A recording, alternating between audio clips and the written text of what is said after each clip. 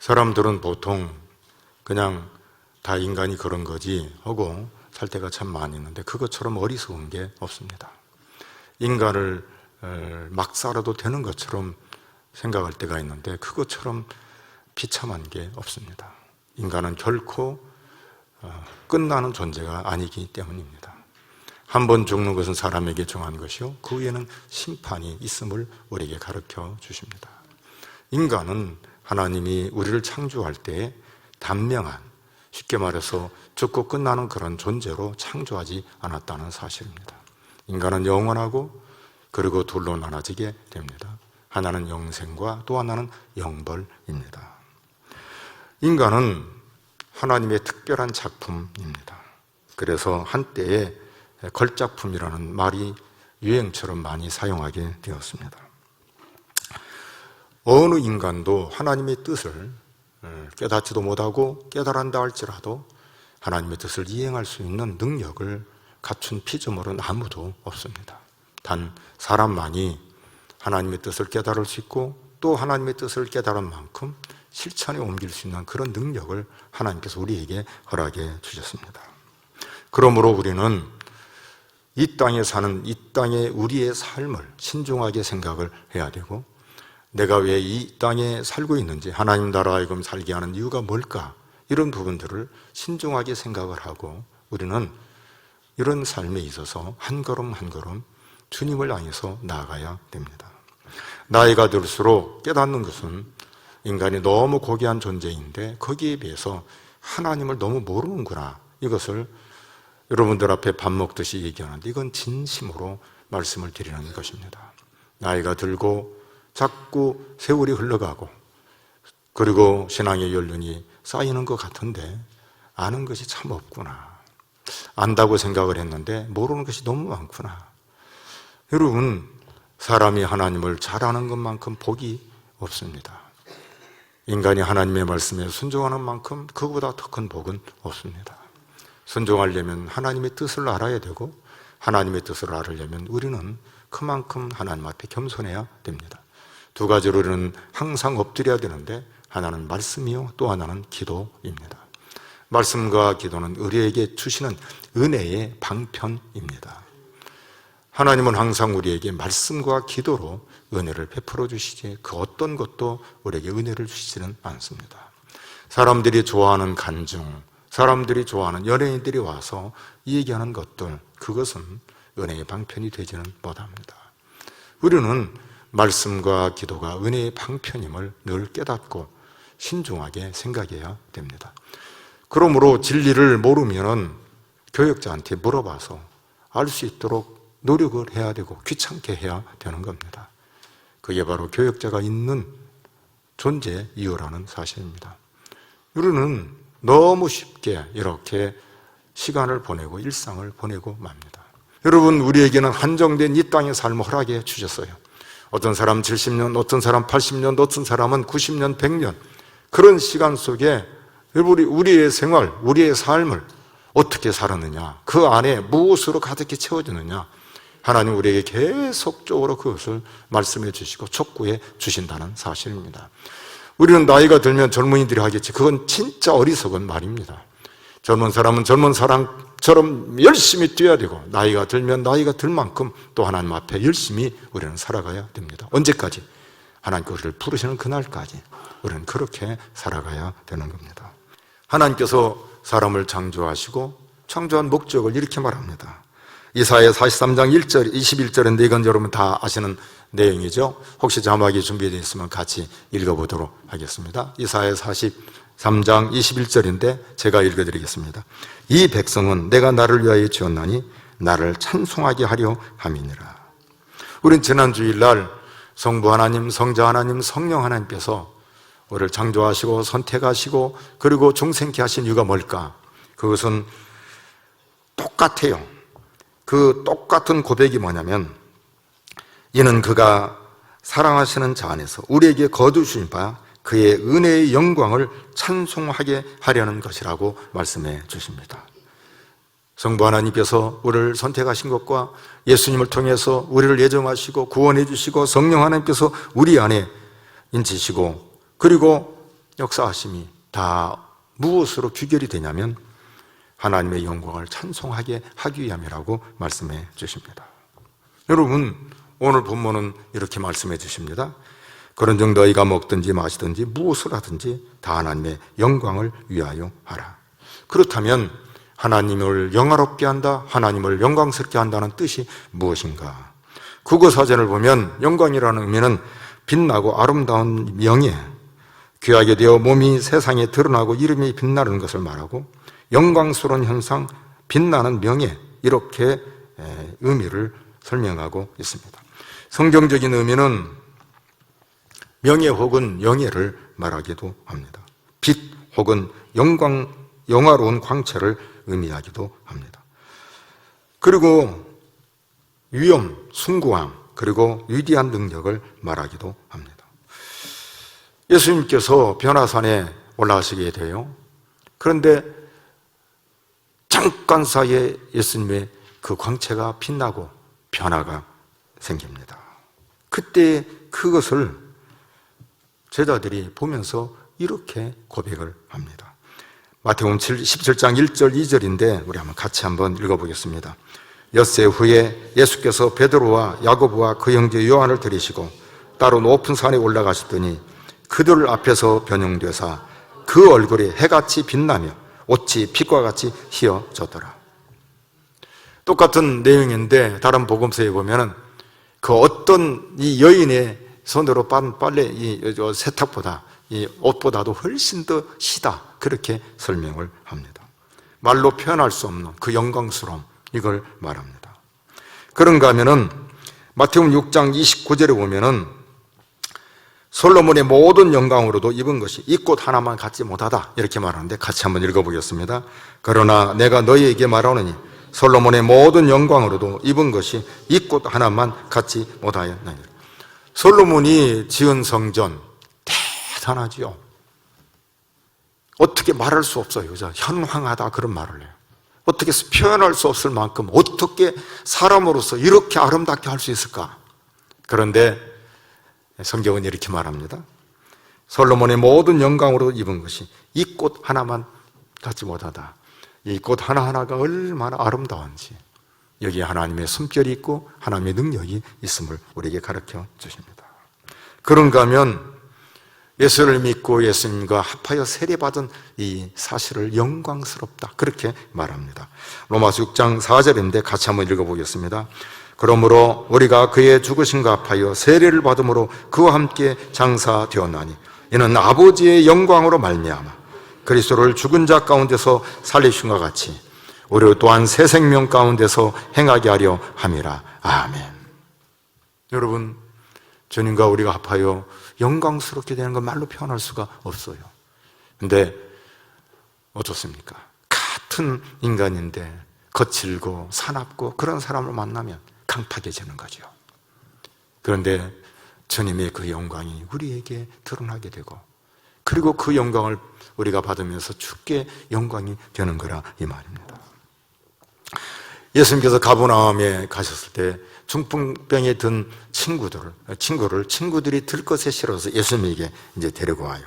근데 사람들이 많아서 지붕으로 올라가서 지붕을 뜯어냅니다. 그리고 들것을 예수님에게 내려갑니다. 예수님께서 그것을 보고는 소자의 내 죄 사함을 받았느니라고 말할 때 사람들이 수근거려요. 그럴 때 주님께서 다시 이렇게 말합니다.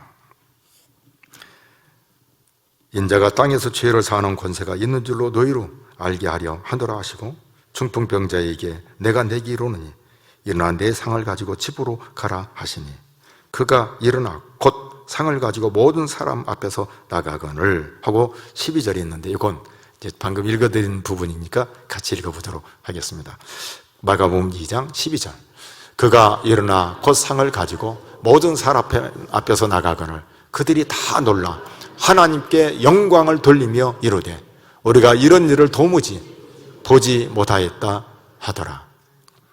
여러분, 중풍병에 걸렸어요. 지금으로부터 2000년 전입니다. 지금도 중풍에 걸리면 쉽게 고칠 수가 없어요. 2000년 전 중풍병에 걸리면 끝난 거예요.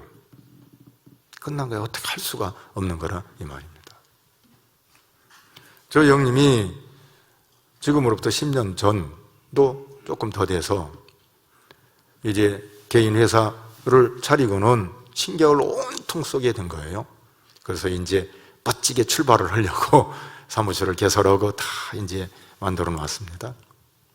근데 차를 몰고 사무실에 이제 출근을 했어요. 근데 느낌이 안 좋아요. 느낌이. 그래서 차를 몰고 안 좋네 하고는 몰고 집으로 가야지 하고는 가다가 안 좋아서 돌아온 거예요. 빨리 돌아온 거예요. 그래서 사무실에 돌아왔습니다. 그리고는 119로 전화를 한 거예요. 이상하다고. 빨리 와주시라고. 여기 어디입니다. 근데 사무실 문이 닫혔어요. 닫히니까 열 수가 없잖아요. 근데 이미 온 거예요. 몸이. 그래서 마비가 돼요. 이렇게 기어서 가요. 기어서. 그리고 문을 이렇게 열어놓고 조금 개어놓고 기다린 거예요. 이렇게. 119가 왔습니다. 싣고 갔어요. 그 주사를 넣었는데 빵 뚫리는 것처럼 느낀 거예요. 근데 다시 또 온 거예요. 다시 뚫었는데 조금 오늘날로 말하면 0.1% 정도 남아있는 것 같아요.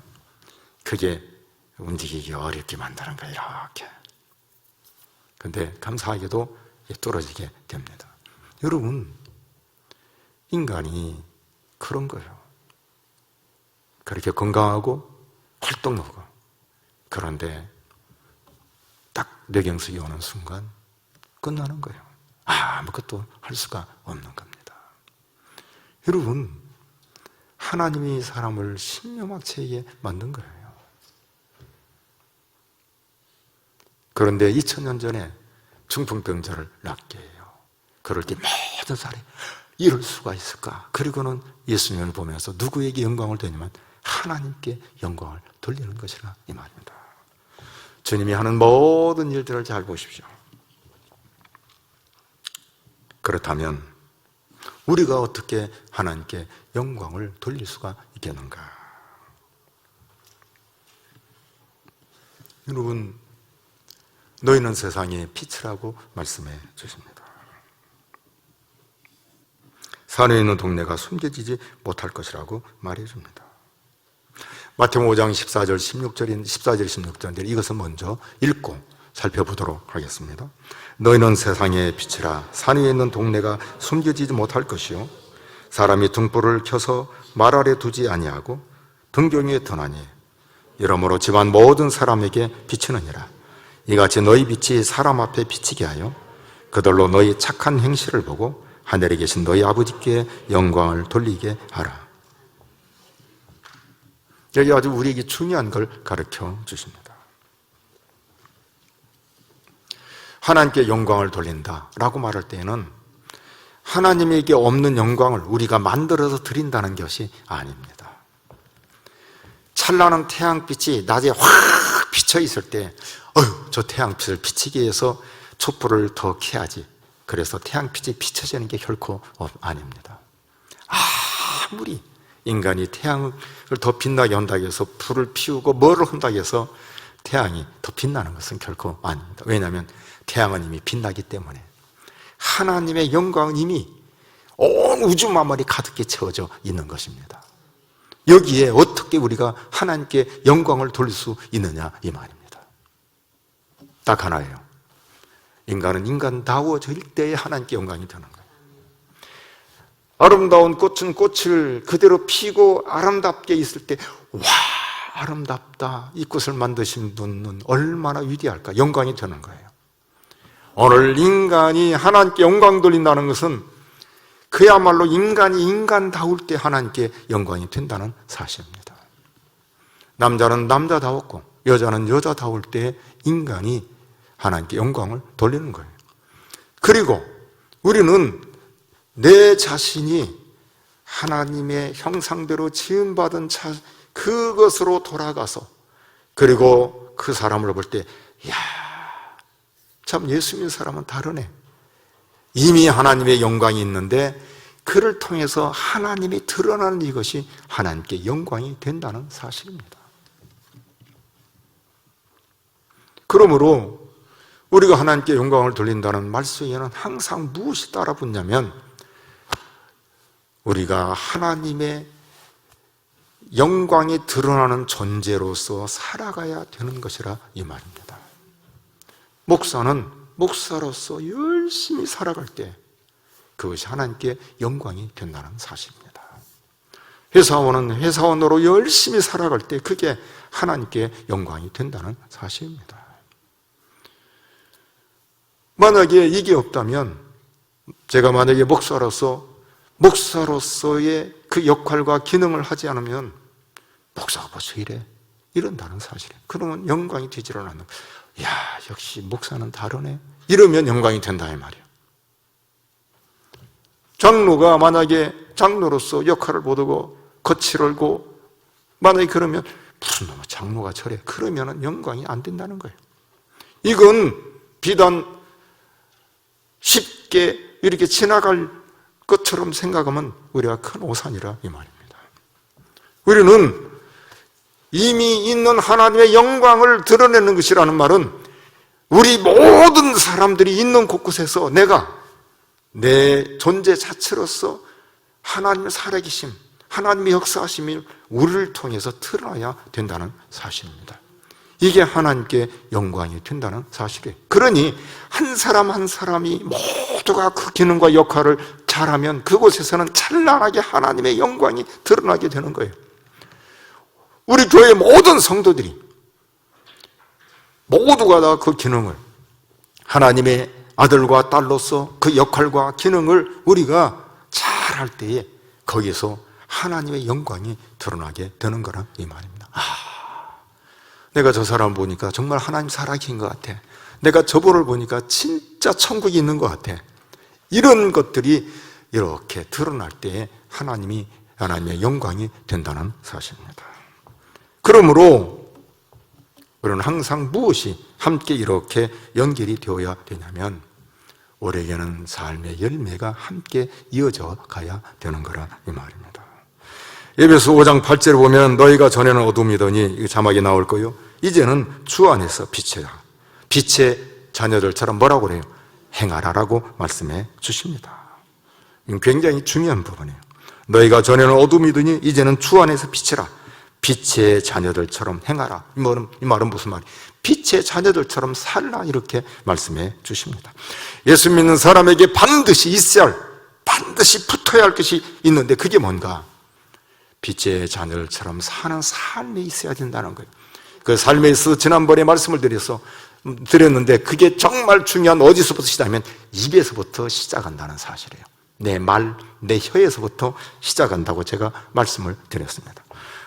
혀가 올바르지 못하면 아무리 내가 다른 것으로 보여준다 할지라도 이미 끝나는 거예요. 내 입, 내 혀부터 시작이 된다는 사실입니다. 우리는 이런 부분에 있어서 빛의 인격에 발휘 없이 하나님께 영광이 될 수 없다. 무슨 말이냐면 우리는 우리의 어린아이대로, 청소년대로, 청년은 청년대로, 어른은 어른대로, 노년은 노인대로 그 있는 역할에서 그 나이에 맞게끔 내가 인격, 나이가 많이 들어서 많이 든 사람으로서의 인격으로서 빛나. 그래서 저렇게 늙어야 하는데 예수 믿어도 저렇게 고상해야 되는데 이런 부분이 우리에게 있어야 되는 거라 이 말입니다. 나이는 먹었는데 하는 짓은 애들 같으면 이건 아니라 이 말이죠. 나이가 들고 연륜이 쌓이면 나도 저번처럼 늙어야겠다. 나도 저번처럼 저렇게 인생을 고귀하게 살아야겠다. 이게 드러나야 되는 거라 이 말입니다. 우리는 너무 지금 시대가 급변하고 자꾸 수준이 떨어지는 이런 시대에 살고 있기 때문에 우리는 너무 가치없게 인생을 생각할 때가 많아요. 아니요. 지금도 얼마나 고귀하게 사는 사람들이 많이 있는가를 우리는 결코 놓쳐서는 안 됩니다. 아니, 모른다 해도 괜찮아요. 성경이 우리에게 그렇게 값지고 고급지게 살라고 하셨기 때문에 우리는 그렇게 살아가야 되는 거라 이 말입니다. 마태복음 5장 16절에 보면 이렇게 말합니다. 너의 착한 행실로 하나님께 영광을 돌리라고 말씀해 주십니다.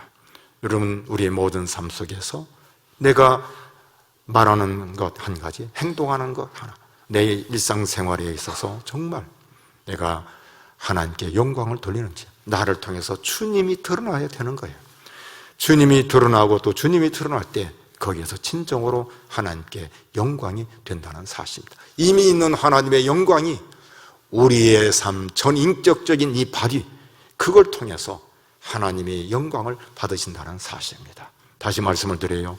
어린아이라 할지라도 예수 믿는 꼬맹이인데 그 꼬맹이가 예수 믿는 사람으로서 깨달아요. 그래서 그 아이가 애야 하고는 어른이 이렇게 할 때 안 해요, 이렇게 해야 돼요 라고 말할 때 어른들이 어떻게 이런 꼬매가 이걸 할 수 있을까? 놀란다 이 말이에요. 청소년 얼마든지 곁길로 갈 수 있는데 말합니다. 아니요, 하나님 말씀에 이렇게 인생을 살으라고 했습니다. 깜짝 놀라면서 와, 이 시대에 저런 애도 있네? 놀란다 이 말이죠. 이게 우리에게 계속적으로 우리는 심어져야 되고, 그리고 그런 우리는 환경과 분위기를 만들어서 교회가 그 방향으로 가가지고 교회가 정말 고귀한 곳이구나, 값지고 너무 고급진 것이 교회구나. 그래서 그 교회를 볼 때 하나님의 영광이 되어야 되고, 한 사람 한 사람 성도들을 통해서 하나님의 영광이 되어야 되는 거라 이 말입니다. 그러므로 우리는 진짜 말 한마디, 그리고 생각하는 것, 마음이 품는 것, 행동하는 것, 이 모든 것에서 긴장하면서 하나님께 영광을 돌리는 그런 삶을 우리가 살아가야 되는 거라 이 말입니다. 마지막으로 요한복음 15장 8절 한 구절만 같이 읽겠습니다. 같이 읽죠. 너희가 열매를 많이 맺으면 내 아버지께서 영광을 받으실 것이요 너희는 내 제자가 되리라. 아멘. 너희가 서로 사랑하면 사람들이 너희가 내 제자인 줄 알리라 말씀해 주셨는데, 여기는 열매가 풍요로우면 너희가 내 제자가 되리라고 말씀해 주십니다. 열매는 반드시 있게 되어 있습니다. 우리가 예수를 믿고 믿음으로 살고 그리고 그렇게 살아간 동안에 반드시 열매는 맺게 되어 있습니다. 여러분, 어느 누구든지 열매가 없을 수가 없어요. 열매가 없다면 껍데기죠. 껍데기는 열매가 없습니다. 그러나 모든 사람은 열매가 있게 되어 있습니다. 그 열매로 너희가 내 제자가 되리라고 말씀해 주십니다. 사랑하는 성도 여러분, 오늘까지 사람이 사는 이유 6번째를 살펴봤습니다. 다음 주일 저녁에는 하나님께서 왜 결혼을 하게 하셨고 가정을 이루게 하셨는가를 살펴보려고 생각합니다. 왜냐하면 가정의 달이니까. 그리고 그 다음 주에는 찬양의 밤이니까, 하고 보니까 5월이 다가요. 그래서 다음 주에는 반드시 가정, 결혼에 대해서 살펴보려고 합니다.